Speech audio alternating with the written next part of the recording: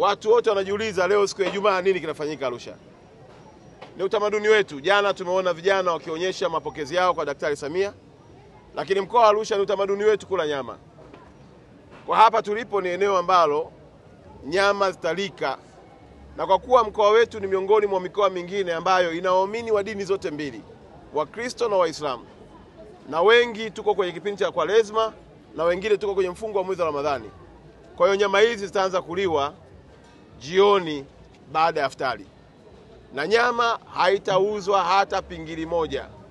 Nyama zote ni bure kwa ajili ya wananchi wa mkoa wa Arusha, ikiwa ni kuashiria kwenda kwenye kilele cha sherehe za wanawake duniani.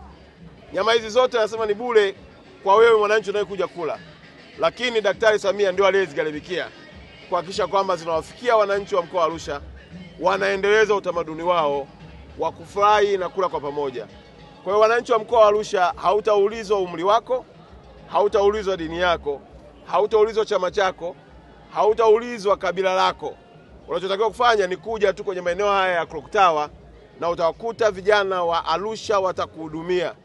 Jambo moja pekee ambalo uruhusiwi kufanya ni kubeba nyama kwenda nayo nyumbani. Lakini pia tutakuwa na uji kwa wale watu ambao wataona mbali kwenda nyumbani kufuturu afu warudi hapa Clock Tower. Tumewaandalia pia uji, na ule uji pia hautanunuliwa wala hautauzwa.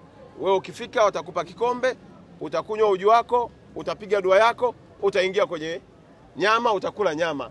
Lakini yote hii ni mapenzi makubwa alionao Daktari Samia kwa wananchi wa mkoa wa Arusha, na kufanya wananchi wote tuendelee kuwa wamoja, tuungane kwa pamoja, na chonde kesho tuweze kumlaki kwa mapenzi makubwa katika uwanja wetu tukisherehekea sikukuu njema ya wanawake.